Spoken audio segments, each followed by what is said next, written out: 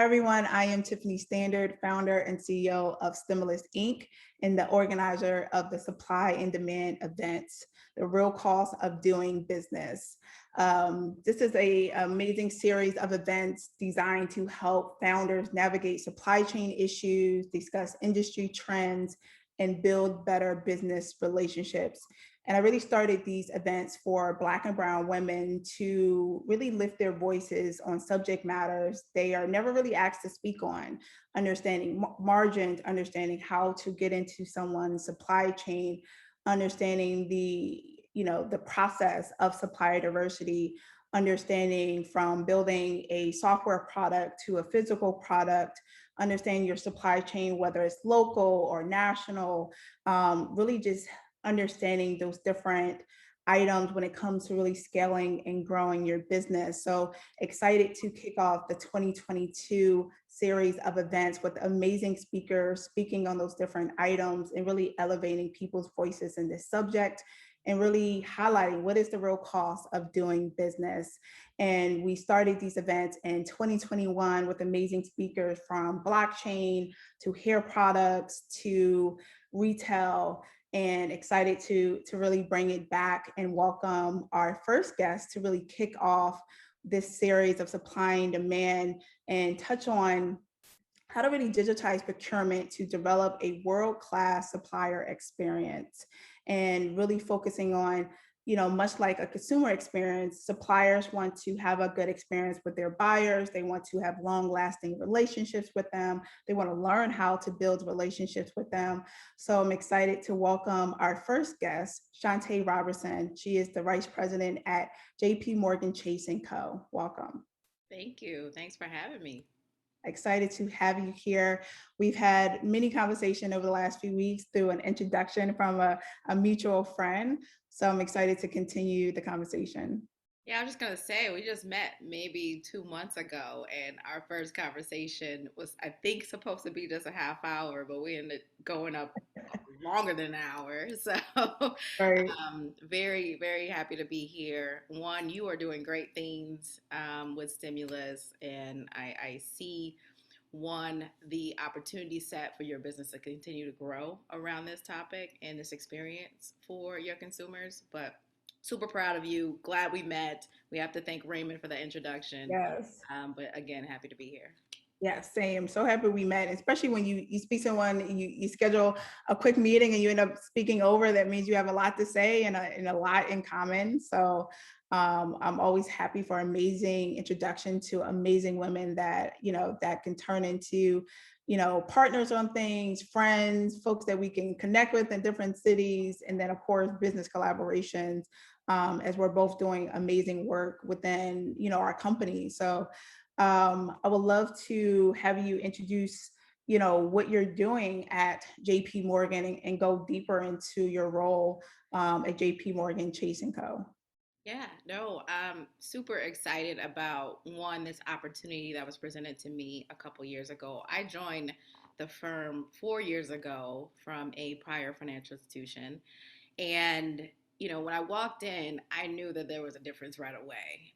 Even the interview process, that there was just a little bit more diversity than I had experienced. And then, as I started to, as a commercial banker at Chase, started to look at the client portfolios and the opportunity set, I was like, well, this is not really diverse. So, what could we do? And I think I shared with you, I was always the one raising my hand in terms of how can we make our portfolio. And I mean, we're in Chicago. I'm in Chicago, which is a very diverse community of business owners.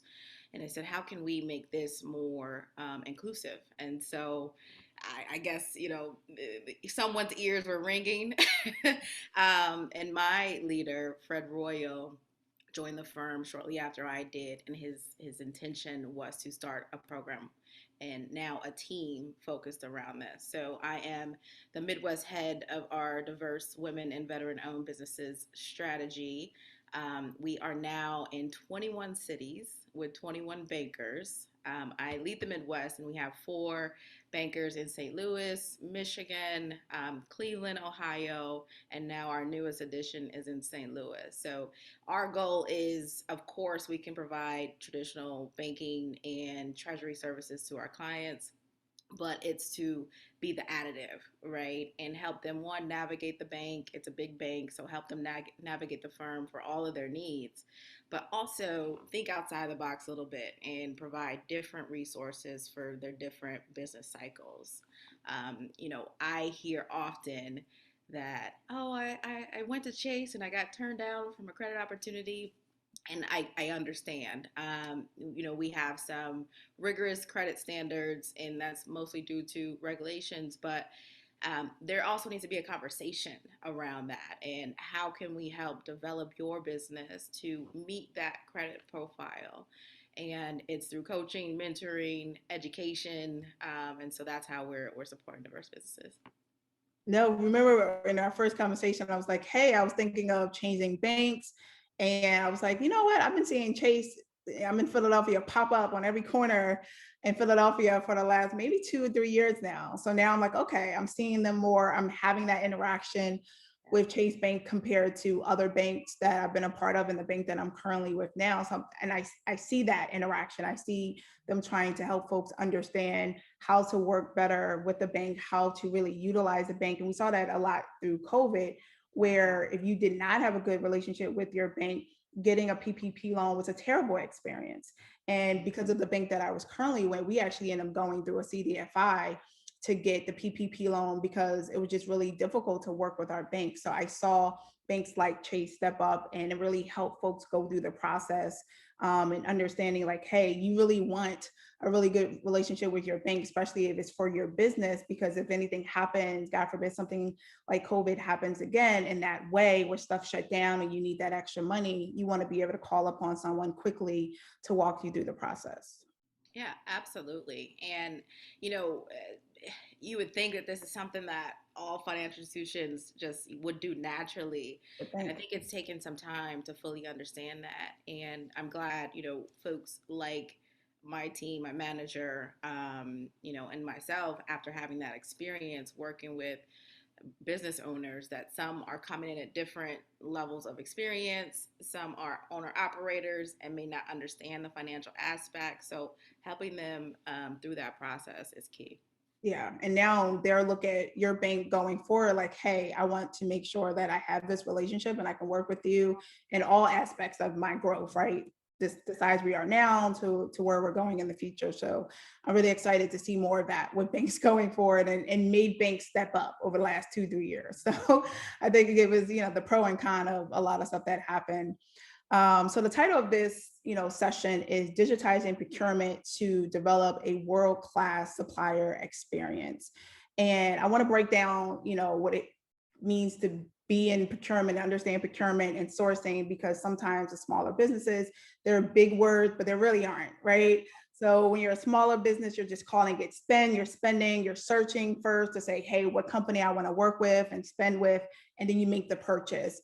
And then when you become a larger company, it goes from just spending to sourcing and procurement. So I want to break that down for the audience because I think people started to understand those words and that, those meanings within supply chain throughout COVID, right? They understood that, hey, they wasn't getting their pellets in on time, or this is the reason why the grocery stores were you're empty at that time. So before you get to procurement, it starts with sourcing. So that's the process of researching, vetting, building relationships, and then eventually, contracting with that supplier. And then procurement picks up where sourcing ends. And that's the actual process of paying for the goods and services that you need to do your business. So it can be internal, where anything you need to do your actual job in your company, or external procurement, which is anything that you need to build your product or service that goes out to your consumers, right? Understanding that process. So I just wanted to break that down for our audience because I like to say, just spend anything you're spending on, right? But I know depending on who you're speaking to, they like to use the buzzwords and the big words and all of that. But I wanted to, make sure I say that. So please describe the current procurement process and how much of it is still manual. And I think our audience would be pretty surprised to understand kind of where the process is right now. Yeah, no, and you're right. I think during the pandemic, and even to this day, as we're seeing other implications, but supply chain, it was like a buzzword, right? Right. And A sexy buzzword all of a sudden. exactly, Right. like supply chain. And I remember going to the grocery stores, and the things I would generally buy my son were not there. Like, where do I go? Where do I go? But yes, no, thank you for the explanation, and it's good explanation in terms of where suppliers, vendors, as you know, interchangeable words, can start in this process. You have a business, and some people don't realize, like a firm like JPMorgan Chase, we're buying so many different things, whether it's candies for our branches, right? Like chocolates and lollipops, or staffing if we're needing to hire, technology. We spend 11 billion a year on technology. We often call ourselves like a technology bank, and I think that's an advantage of Chase, and we make sure we're trying to stay in front of our competitors in that way. But we know that from a user friendly standpoint, from a firm protection standpoint, how important technology is, and so we're always trying to think better, faster around that. Now, the supplier process has not always been digitized, advanced, and so we're working on it. And I think we've made great strides over the last several years. But we've, we're a firm, so we always need things. But I think we really started thinking about this process differently over the span of the last 30 years, and now fast forward to the last 2, 3 years as we've now really developed supplier diversity.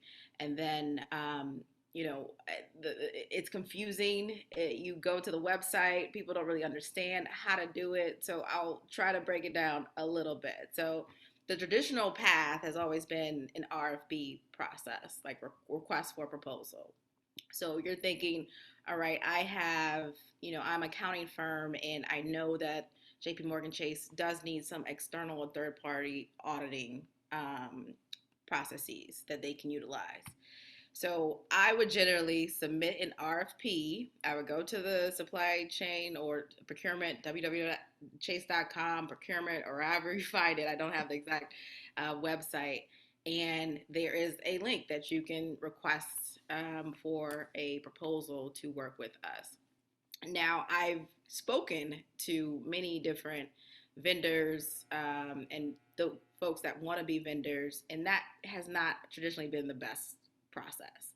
You'll submit it, have no idea who it's going to, Right. don't Who's know going to the get back to you? Right. they never get back to you, or they do send just an automatic email and then you don't hear again. There's not a contact person for you.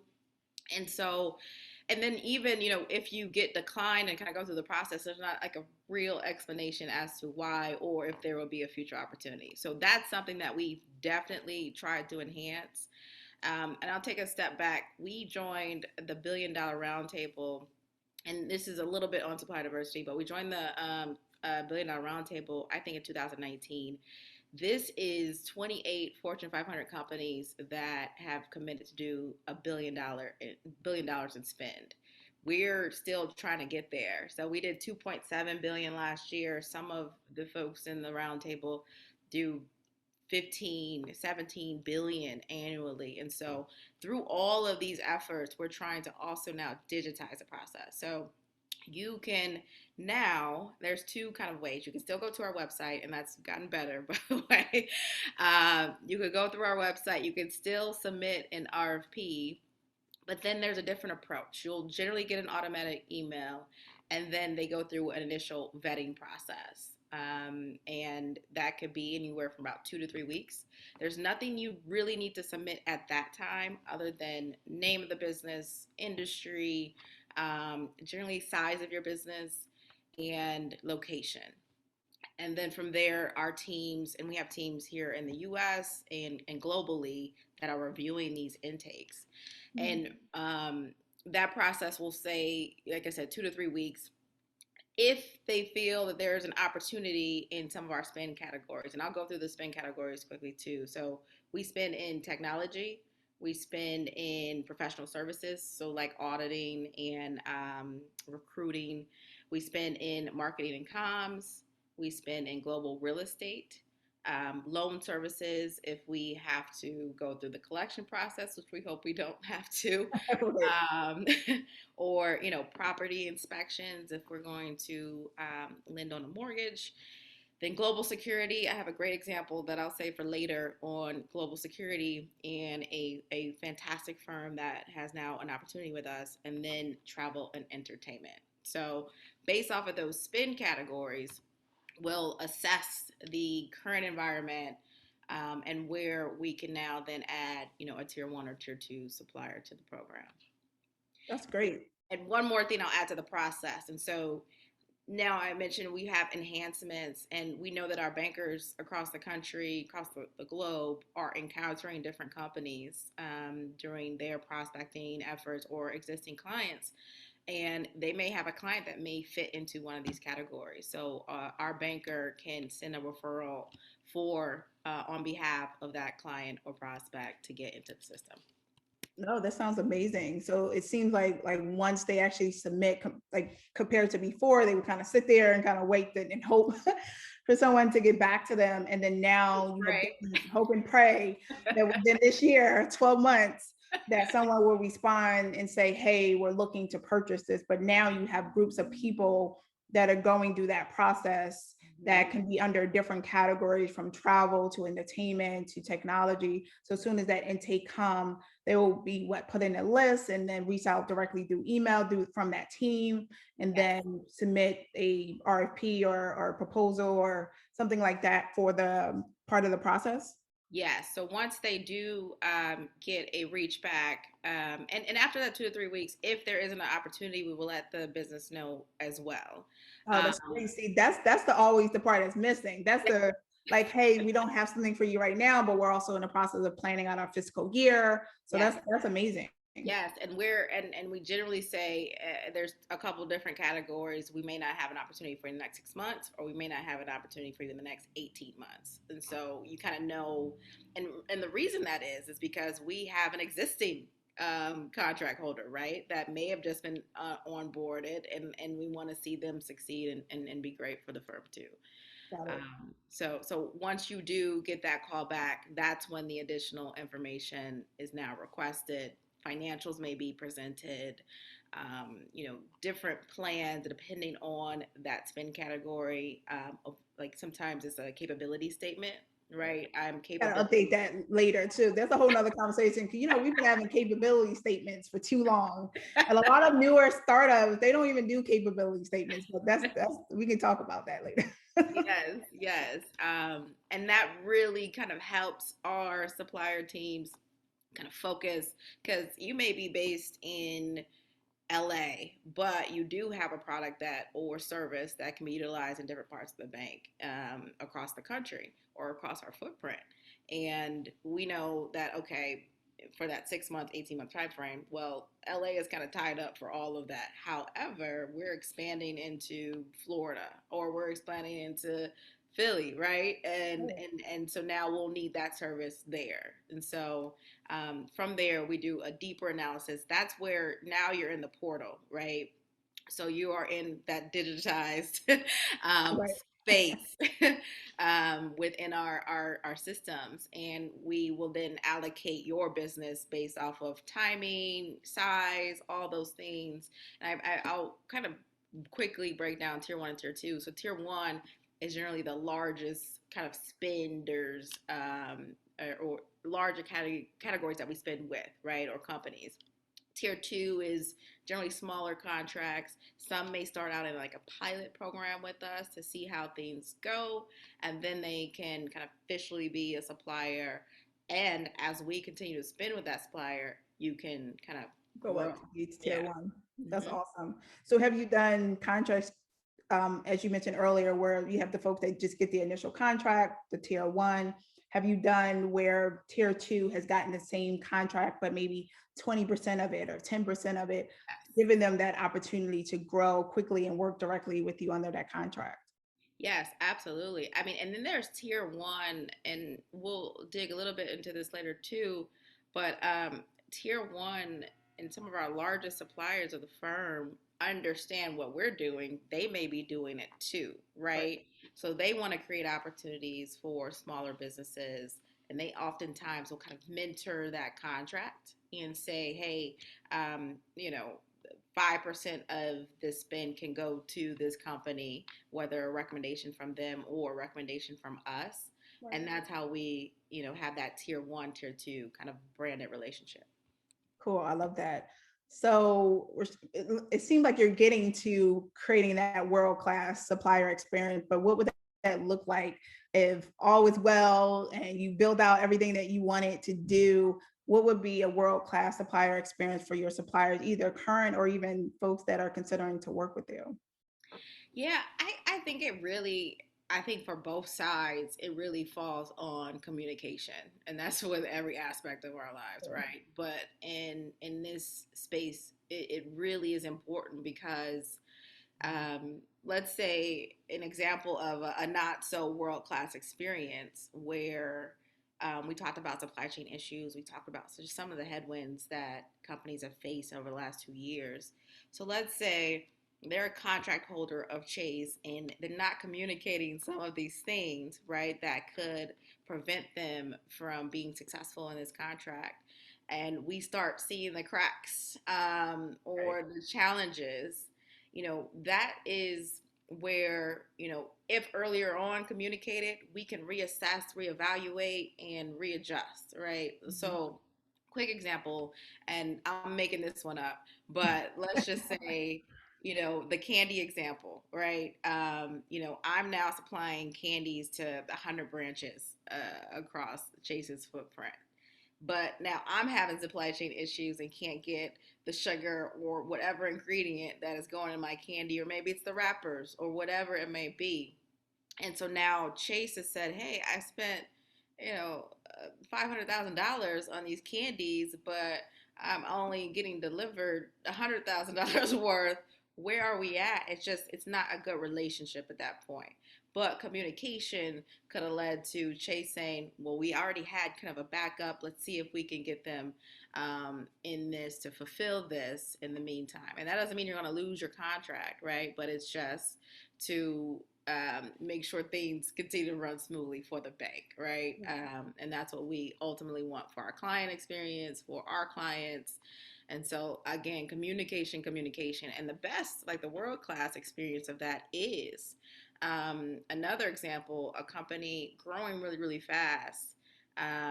Awarded a number of opportunities at our firm, and we were happy with this partnership and still are, but realized that they were experiencing some of those headwinds, couldn't fulfill the contracts as they expected. So we were going to have them now into 200 branches, but we assessed and they communicate with us and was like, okay, well, we haven't even started yet, so like let's hold that back, and you know we'll enter into those. Yeah, we'll grow on a slower process, and I think that's important because we're not going to give, and I hope some other procurement and supply teams across different fields don't do this, but that's why we ask for financials. We're not going to give a, you know, $100,000 company $1 million contract, right? Right.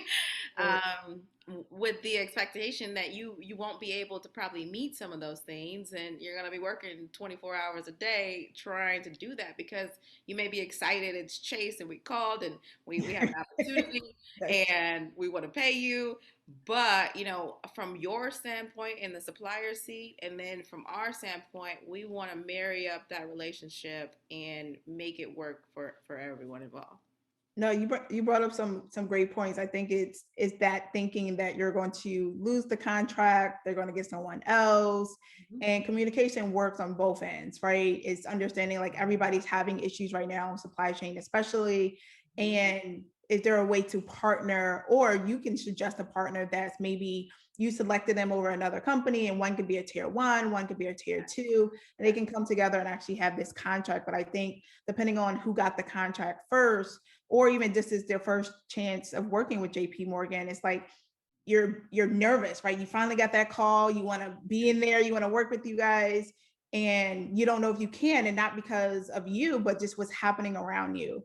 Yes. So it's just, you want to make sure that you have that open relationship to have that conversation, and most people don't. It's the same thing if you are an employee and an employer, right? You want to be able to speak to your employer about what's happening and what's going on with you. You want to take time off and all of that. But I think it's up to the buyer to say that, like, hey guys, like, I know stuff is happening.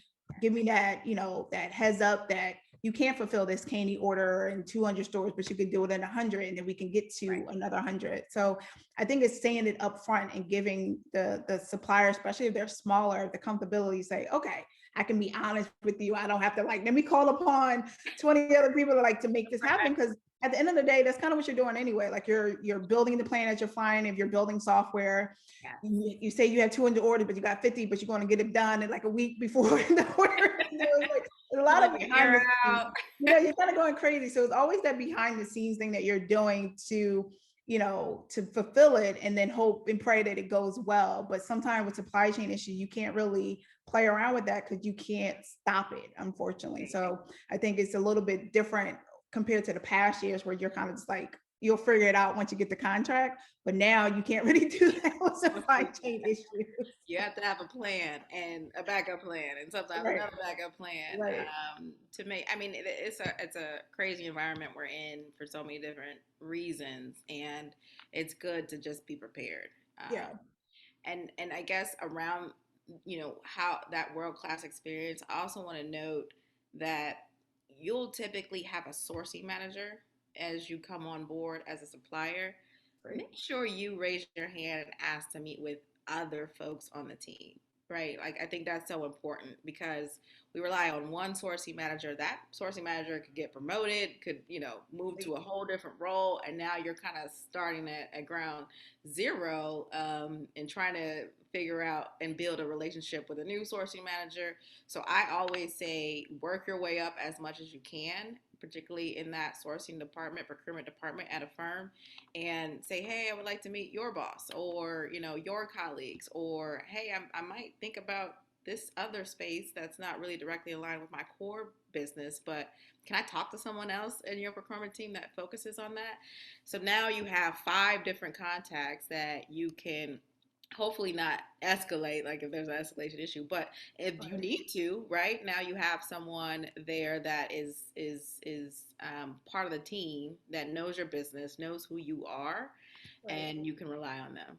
No, that's great advice. I always say to suppliers to get as many champions as possible, across different teams, different departments, because as we know, it's so much changing in corporations, whether they're going on leave to being, like you said, promoted, demoted, you never know. Like, there's so many things that can happen.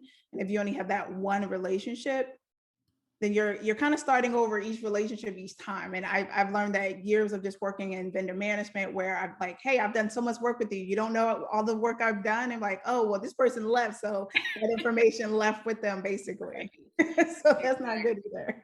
Exactly. No, I love that. That's really important. So I know our audience will love to hear an update on JP Morgan's 30 billion racial equity commitment. And I love the word billion because some people did million, but the B is better. So I would love for you to kind of give an update on where you are with that. And then especially going to the diverse supplier grant initiative, because that sounds like free money, right? When you say grants, I could be wrong, but it sounds like free money. So if you can touch on that as well. Yeah, for sure. So, in 2020, we announced our racial equity path forward commitment, and it was, I'm surprised, and I think we shocked kind of the industry, the world, that it was 30 billion with a B. Right. And there is a Washington Post article that came out in 2021 that noted all the American corporations that made commitments post George Floyd, right? They totaled that up to 50 billion across all of American corporations and industries that announced these commitments. We're 30 of that 50, which is huge. Right. Well, let's stop there. So 30 of the 50. So that means that the other companies didn't do a pretty significant amount, because there's a lot of American companies out there right now. I'm not in their checkbooks. I can't confirm or deny what they can and cannot do. But I will say I am proud to work for a firm and our leadership, our CEO, that really this is not fluff. This is not for just a headline. It's his real belief and then our value of the firm. And it's almost, like if you're not behind this and you're not understanding this, then this is not maybe not the firm for you, right?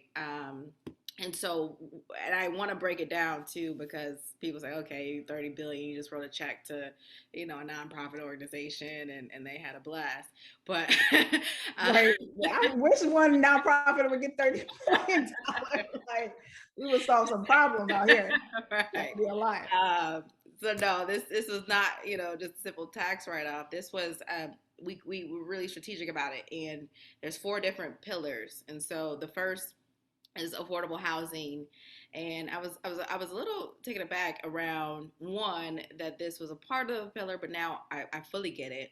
And more so taken aback that that's almost half of the $30 billion commitment. It's about 14 billion of that commitment is dedicated to affordable housing. And the purpose and the goal is twofold. One, affordable housing units in underserved communities are important, They are.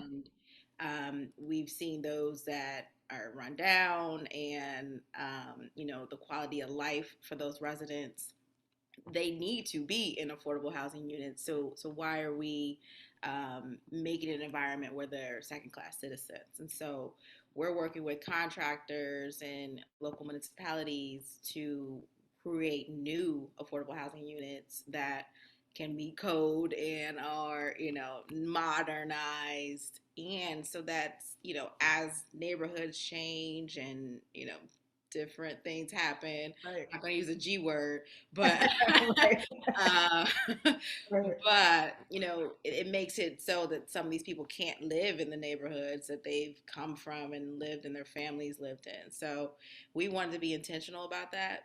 And the second part is mortgage, home ownership, knowing that home ownership is, for most people, the first pathway to wealth, Wealth, yeah. creating equity, right? And when you don't have that, and you continue to kind of be in this cycle, Right.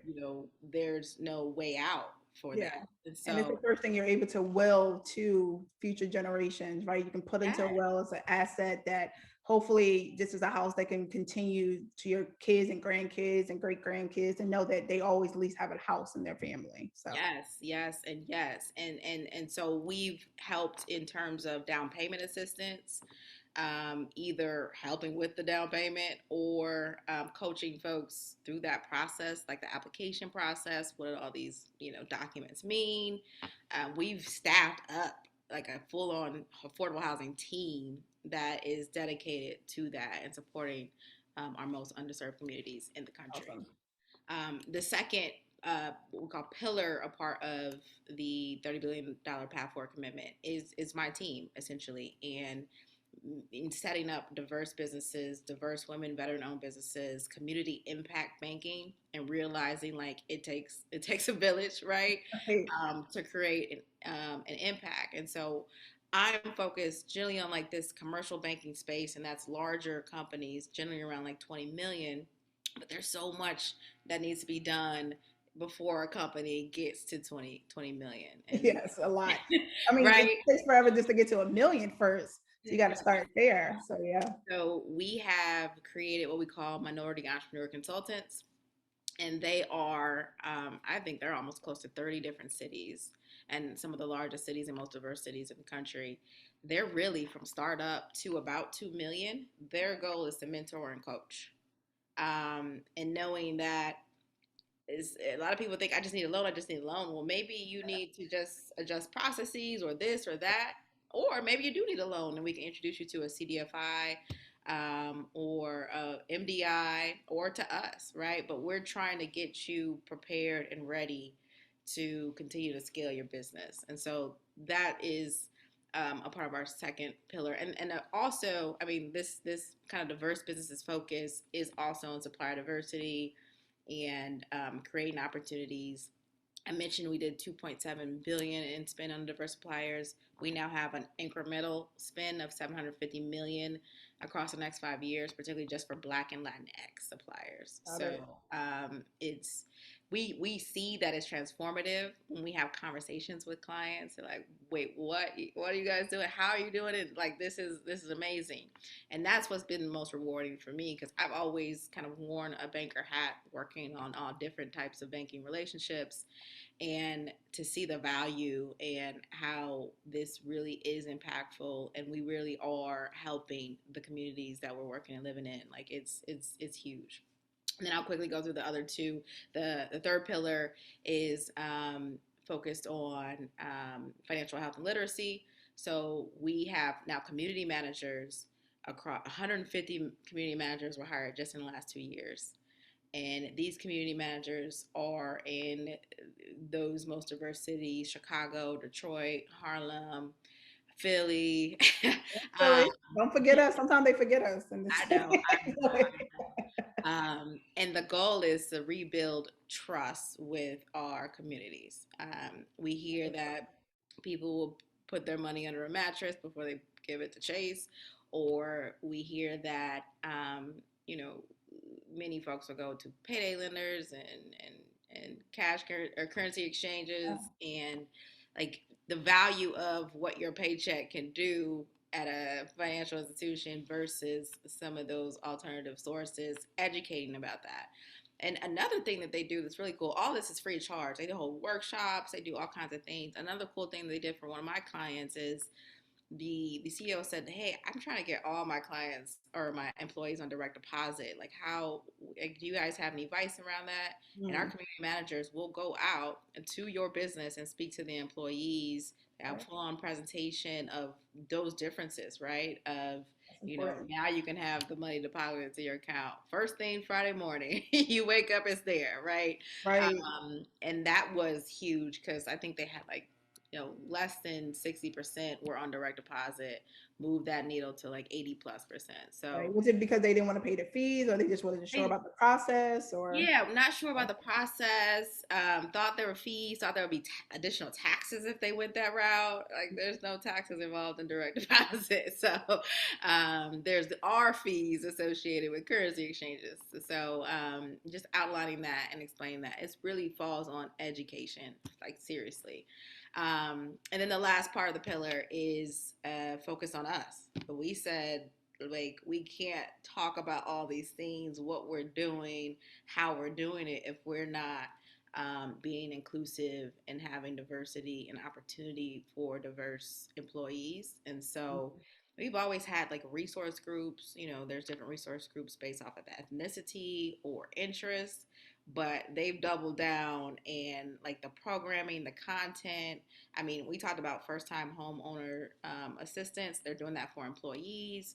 Oh, They're wow. also making sure that, let's just say an analyst, a diverse analyst, has been an analyst for 20 years at the bank. Why is that? Right. And so they're holding the managers accountable to making Growth. sure that Yeah. our diverse employees are advancing and developing in the firm. And if they're not, we're looking at the manager like, what's going on here? Right. Yeah. This And is why are you tracking that person has been there for that amount of time, which is a long time in that position? Yeah. Yeah. So, holding that manager accountable to make sure they're developing them and setting them up for success. So that is I know it's a lot, that is our path forward. No, that's amazing. I haven't seen that. I mean, you're covering so much. You're covering, making sure that they want to come home to an amazing place that they want to grow and have their family. And then whether you're renting or buying, you're making sure that you can afford to buy, that you're getting approved when you're going after buying, you can will that house, have that a part of your family. Then of course, financial literacy and updating and understanding finance when it comes to whether it's investing or earnings or direct deposit, things of that nature. And then for your business, making sure that you understand how to grow your business and get those multi-year contracts. So I feel like you're actually going across different areas where there's a lot of, need for updates and stuff that has been long before the last 2, 3 years of making sure that we are having an equitable, experience compared to others. So, Absolutely. And I think that you just hit it. Like, let's make this process equitable. Everyone does not have a trust fund. oh, I don't even know. Everyone does not have a Harvard education. Right. And there are hardworking people, very smart people that just didn't go that route. And so they don't have those resources. They don't have the friends that they can call to lend them $20,000. Mm-mm. Right? So where How do they they go? do And how do they, get themselves to that next level if that's what they want to do with their lives? Right. And I want to make sure we touch on the supplier Yes. diversity grant initiative. Can you speak a little bit on what that is? Yeah, for sure. So, we're trying to improve our processes, think outside the box, be a leader in this space. And so we know that, particularly at a financial institution, and this is amongst, I think, not only financial institutions, but like the healthcare industry too. If you want to become a supplier, it is tough without knowing some of the things that you'll need to have or do to prepare for that. And so, two things that we've heard and seen are big hindrances for this process, and just huge challenges are either from the cyber security standpoint. When I mentioned, Very we're a expensive. technology bank, we got to protect ourselves, and so it's like Fort Knox. Yeah, it's a Um, process. and we get hacked almost, or not almost, we get hacked daily, multiple times daily. And so we need to make sure we're having things that are protecting us and our clients, because we don't want to lose your money either. Right. Um, Right. and so when a supplier comes on board, there's certain things that they need. Either it may be cyber insurance, cyber technology, certain things that they need. Two. Exactly. To just be on our portal, on our platform. And our Procurement Pro portal, we make sure that with this grant and opportunity, that some of the costs that you may need to spend just to take care of those kind of technology challenges, that we can help you with that. And so we have a cyber grant for our diverse suppliers, and then also insurance. So a lot of our contractors, will need bond insurance or certain levels of insurance that are costly. And it's like, great, I want to build new branches for Chase. I would love to, but the insurance in this city, country, county, whatever it may be, Right. is so expensive that it doesn't make sense from a profit margin standpoint, for my business. And so we hear you and we understand that. And so this grant is where we asked our gold suppliers, so some of those larger, Mhm. those big time suppliers of ours, to be a part of this process and say, hey, look, we know that there are others that want, a seat at the table. Can you help in funding these grants for some of these businesses? Now, there is a catch. So you said grant means free money, right? And I wouldn't even call That it, grand doesn't always mean free, but I like to say free money. and I wouldn't even call this a catch, but this is how we're trying to ensure success for this program and make sure, one, it can be around for a long time and that others can come through this. But let's say cyber or insurance or technology and insurance, if you do receive this grant, then if you are successful and continue to scale your contract with Chase, you have to pay that back. Okay. Now, if you are not and something happens and this is not the opportunity for whatever many reasons, then you don't, right? So and so that's the caveat, I will say. But to Pay it me, back to make sure that someone else has the ability to use it. So paying it forward, basically. so you are paying it forward, right? So you start out with a $100,000 contract. That's now $1 million contract. You have opportunity to continue to grow and scale that contract. Now it's time to let someone else who's in that position that you were when you started as a vendor at Chase and pay that back and pay it forward. I like that. I like that so much better than what I've seen in the past of like older kind of government programs that you start in where they try to do something similar. I'm not going to name the program, but I like that better because it's that initial upfront kind of capital and cash to get things done that you need to get done, that's not just going to benefit JP Morgan, but it's going to benefit all your other customers. So I love that. Yes, yeah, for sure. We just launched it this year, and so more to come on how many we're able to supply through this grant and the success of it. I'm certain it will be successful, but I would love just, and this is a great platform to get the word out on that, but for those that want to work or have a contract with Chase, let them know that this is available and that they don't have to stress about coming up with the money or Right. realizing that, from a technology standpoint, that they just won't be able to get there. Awesome. Well, it leads me to my final question. Why should a supplier join the supply chain of JP Morgan? I think it's again, we've had so many advancements. We're realizing that we want to create a better economic environment. We have a social responsibility. We're one of the largest financial institutions in the world. And around that responsibility, we need to create a more equitable economy. We want to see business owners succeed and be successful and grow the wealth of their selves and their families. And so I've seen firsthand this occur for a number of businesses that have now entered to our global supplier services team and procurement process. And we are only trying to do more. An example of a client here in Chicago, they are a third generation business owner, and now they secured a contract with Chase.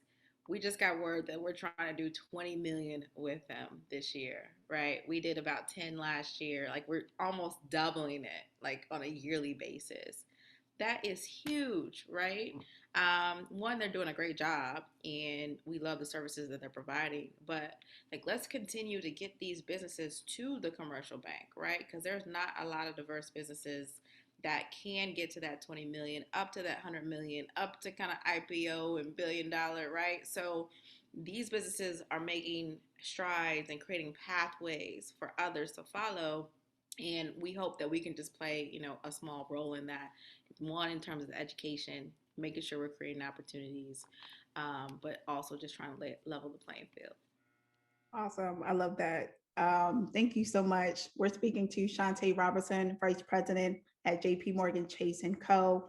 And I want to thank you for your honest feedback on everything that's happening within your company and the work that you're doing and the 30 billion with the B racial equity initiative that you at JP Morgan, the entire organization, have been working really hard on over the last few years and will continue to grow that. And I've seen the benefits of it just being a small business and having the opportunity to expand my relationship with Chase. Now that I'm seeing more of them here in Philadelphia. So excited to have that new banking relationship myself. To our audience, thank you so much for tuning into Supply and Demand, the real cost of doing business, really helping founders navigate supply chain issues, discuss industry trends, and build better business relationships, and also be able to be a part of amazing supply chains such as JP Morgan and Chase. Excited to have our upcoming sessions in the next few weeks and look forward to speaking to you all soon.